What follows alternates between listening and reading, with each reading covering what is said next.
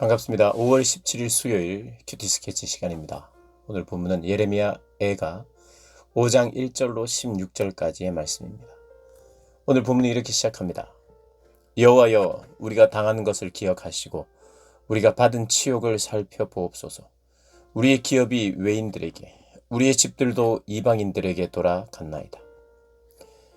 오늘 본문도 계속되는 예레미야의 탄식입니다. 특별히 예레미야가 백성을 대신해서 백성들의 죄를 자백하는 그런 본문입니다. 우리가 당한 것을 기억해 주십시오. 우리가 받은 치욕을 살펴주십시오. 억울하다, 이런 뜻이 아닙니다.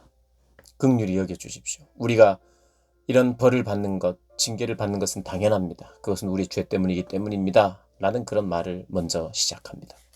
아버지 없는 고아들이며 어머니는 과부들 같고, 우리가 은을 주고 물을 마시며 값을 주고 나무들을 가져오며 우리를 뒤쫓는 자들이 우리의 목을 눌러싸우니 우리가 기진하여 쉴 수 없습니다.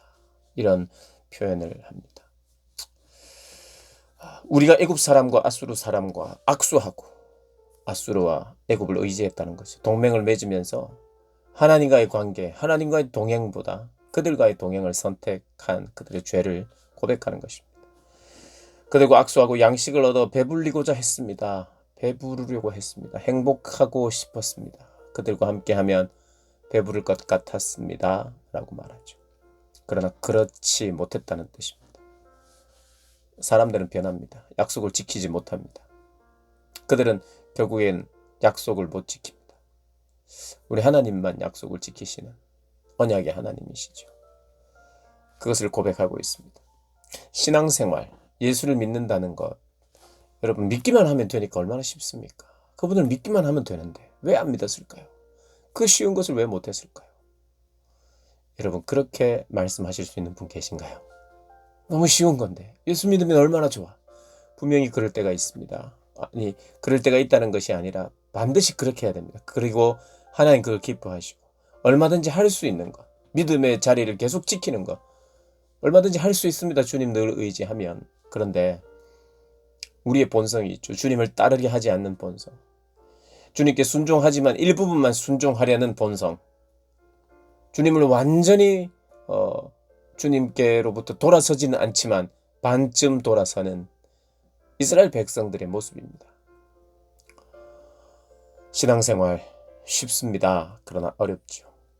믿기만 하면 되는데 우리의 본성 때문에. 그래서 하나님은 그래, 너의 본성이 그러니 그 정도도 괜찮다 하고 복을 주시느냐? 절대로 그렇지 않습니다. 하나님 반드시 고쳐서 복을 주십니다. 하나님 그냥 복을 주시지 않습니다.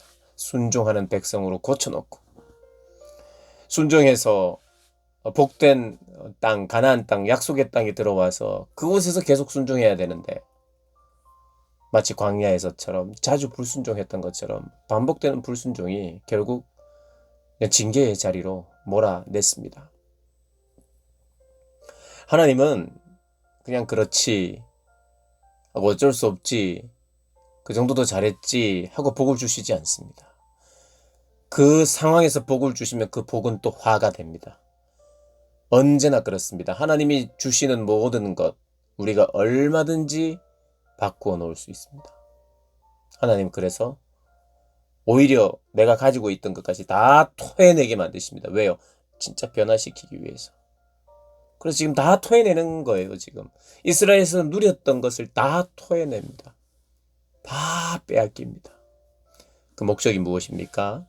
변화, 이런 모든 과정을 통해서 변화시키기 때문에 그냥 복 줘서는 안 되고 변화된 가운데 참복이 무엇인지 깨닫고 하나님이 우리와 함께 하셨던 그 순간들이 얼마나 소중한지 깨닫도록 하는 그 깨달음과 변화가 있어야 하나님 복이 진짜 의미가 있는 것입니다.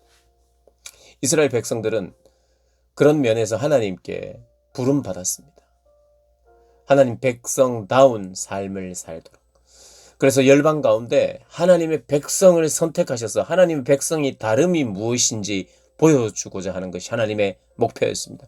그래서 내가 선택한 내 민족, 백성의 다름이 무엇인지 보여주면서 다른 나라도, 다른 열방도, 다른 이들도 이스라엘의 하나님을 보며 그 하나님께 굴복하며 하나님을 찾아오도록 하는 그것이 하나님의 계획이었습니다.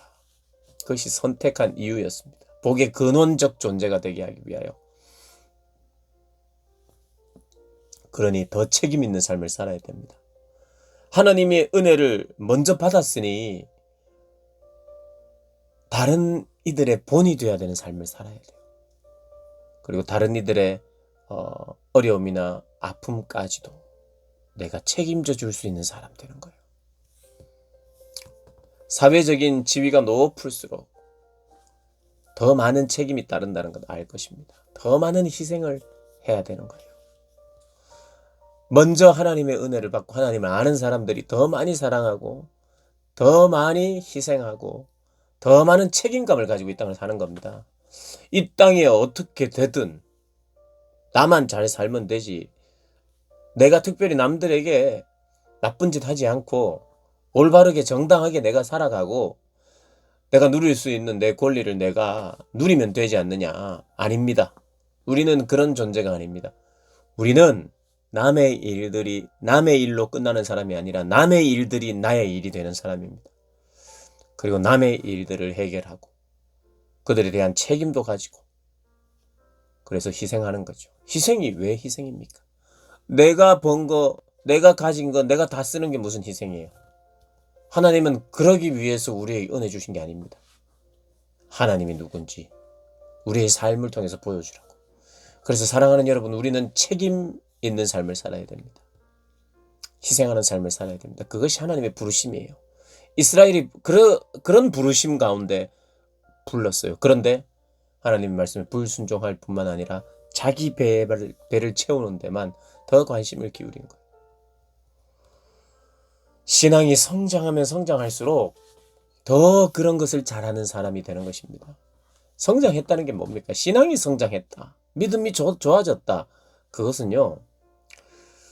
내가 예전에는 기적을 하나 혹은 2개 겨우 했는데 겨우 하나님이 나를 통해서 하셨는데 이제는 하나 2개가 아니라 10개, 20개를 할 수 있는 사람, 그게 믿음이 좋아졌다. 물론 그것도 포함은 되겠습니다만은 정말 믿음이 좋아지고 믿음이 성장했다, 성숙했다는 것은 그만큼 희생이 더 깊어졌다는 말이에요. 더 책임의 바운더리가 더 넓어졌다는 거예요. 예전보다 더 너그러워지고 사랑이 많아졌다는 거예요. 예전보다 더 예수님을 닮았다는 거예요. 신앙 성장은 그런 겁니다.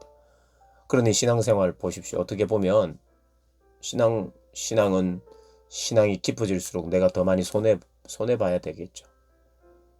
당연한 것 아닙니까? 그래서 지혜라기보다는 이게 잘 따져보는 사람은 신앙 성장하면 내 손해구나 이렇게 생각하겠죠. 신앙 성장하면 더 사랑이 깊어지는데, 더 희생이 많아지는데, 더 책임감이 있는데, 어떻게 보면 사리분별이 바른 사람은 성경을 통해서 신앙생활이 무엇인지, 믿음생활을 무엇인지 알면 신앙 성장하고 싶지 않을 거예요. 더 많은 손해로, 더 많은 섬김으로 나가야 되는데 왜 신앙 성장하고 싶겠습니까? 신앙 성장을 내가 더 많이 올라가고 더 많이 가지는 것을 신앙 성장한다고 생각한다면 열심히 하려고 막 거기에 우리의 본성과 맞아서 그렇게 열심히 하겠지만 신앙이 정말 좋아진다. 예수님 닮는 건데. 정말 신앙이 무엇인지 알고 예수님 닮는 것이 신앙의 추구점인지를 알면 그걸 바라보고 그렇구나. 신앙 성장한다는 것이 더 책임 있는 삶을, 희생하는 삶을 사는 것이구나. 예수님 닮아가는 삶이구나. 지금보다 더 많이 내가 더 많이 사랑하고 더 많이 퍼주고 더 많이 희생하는 삶, 그 삶 산다는 것이 그게 바로 신앙이 좋아진다는 것이구나. 우리가 깨닫게 되죠. 이스라엘을 그런 민족으로 바꾸겠다는 거예요. 다시 돌아오면 옛날처럼 잘 살게 하겠다. 단지 그런 게 아니라 이스라엘을 회복시켜 주겠다. 이제 너희들이 다시 이제 정신 차리고 오면 이 나라에서 정말 멋들어지게 잘 살게 해주겠다. 이런 회복이 아니라 참 이스라엘다운, 이스라엘 백성으로서의 면모를 갖추는 회복을 하겠다는 거죠. 단지 나라의 경제나 정치나 나라가 부강해지는 건 말하는 게 아니라 다시 다윗 시대로 가서 아주 그 강력한 그러한 어떤 나라의 힘을 발휘하는 그런 회복이 아니라 더 예수님을 닮은 많은 이스라엘이 탄생하는 것, 책임 있는 삶, 희생하는 삶을 살아내는 축복의 통로로 제사장의 나라로 살아가는 그 회복이 진짜 회복이죠. 그때 무엇이 있습니까? 참된 기쁨이 있고 하나님을 마음껏 찬양하는 예배의 공동체가 되는 거죠. 그것이 기쁨이에요. 그것이 진짜 기쁨이죠. 근데 지금은 기쁨이 다 빼앗겼다는 거예요. 15절에 우리 마음에는 기쁨이 그쳤고 우리의 춤은 변하여 슬픔이 되어 싸우며 우리의 머리에서는 면류관이 떨어져 싸우니 오라 우리의 범죄 때문이니이다. 인정하고 돌이키고 그래서 내가 돌이켜서 나로 새롭게 된다는 것이 무엇인지 그림을 그릴 때 참된 신앙생활의 길을 그제서야 갈 수 있는 것이죠. 참된 신앙의 길을 함께 가는 저와 여러분 되시길 주님의 이름으로 축복합니다.